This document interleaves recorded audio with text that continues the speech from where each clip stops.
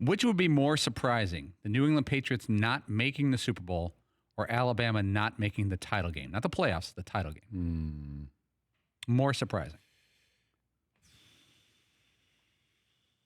I'm going to say the Patriots. I'd say Alabama not making the title game would be more surprising. Because it feels like there are a couple of teams in the AFC. You know, the Colts without Andrew Luck, that took away a Super Bowl contender. You got Kansas City in there. Are the Chargers going to be there? Will the Steelers be better? It just comes down to, a lot of times, the Patriots with that division that they're in, they get home field advantage. And I think the Ravens are the only team that goes there and beats them in the postseason, it feels like. You got to have that home field advantage. And if I make New England go back to Kansas City again this year, then maybe it's different. But, it's tough to beat them when they have that home field advantage. Alabama, I got Tua there. You got wide receiver. You got Nick Saban. Once again, I trust the process of but it's easier to handicap Alabama than it is New England from the standpoint of these players are staying there. They've been there, although they lose a top 15 pick.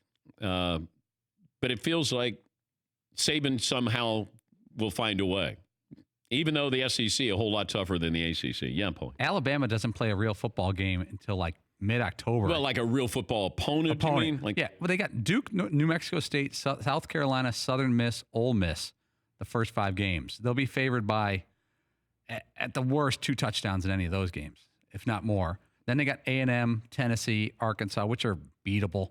LSU, home. Mississippi State, Western Carolina, the bye week, the late bye week they always schedule, and then at Auburn. And Auburn most likely would have a freshman quarterback still. Yeah, McLevin.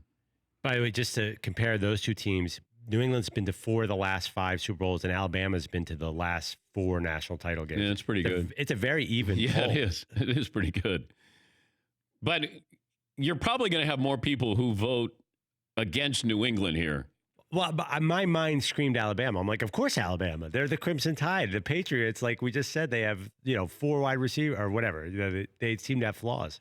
Yeah, New England shouldn't have this sustainability. It shouldn't happen because it's the NFL.